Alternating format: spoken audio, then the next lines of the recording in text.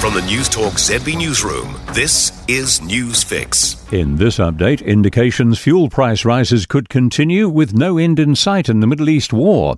US President Donald Trump says every military island on Iran's main oil export hub, Karg Island, has been destroyed, but oil infrastructure has been spared. He says he'll reconsider that decision if Iran continues to interfere with ships passing through the Strait of Hormuz. Iran's new supreme leader earlier vowed to keep the strait shut. Waitomo Group CEO Simon Parham says it looks like there's still an upwards movement in the fuel market after price jumps during the week. They are getting towards $3 for the likes of Waitomo, but there are many service stations already over that $3 mark for unleaded 91.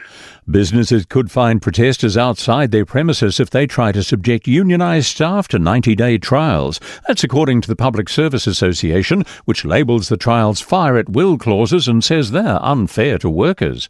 The trials allow employers to dismiss a worker after 90 days without that worker launching an unfair dismissal claim. But PSA National Secretary Fleur Fitzsimons says there's no place for 90-day trials in a modern employment landscape. Auckland's Pacific community is celebrating this weekend. Pacifica's underway. The two-day festival showcases performances and cuisine from 11 Pacific Island nations at Western Springs Lakeside Park. Auckland Unlimited says Pacifica people make up nearly 17% of Auckland's population. One of the artists featured, Jordan with a Y, says it's a special weekend. Quite often, Pacifica people, we kind of get lumped all in together, but this is a really cool opportunity to see everyone's uniquenesses in a really fun way. Tourism numbers are continuing to head upwards. New Stats NZ data showed January visits totalled more than 385,000. That's up more than 15,000 on the previous January. The largest increase in visitors came from Australia, up by 10,700, and the UK, up by nearly 4,000. That's news. In sport, Dunedin's a long way from Lyon in both distance and on-field style, but Argentina lock Thomas Lavanini is ready to show he's adapted back into the Southern Hemisphere style.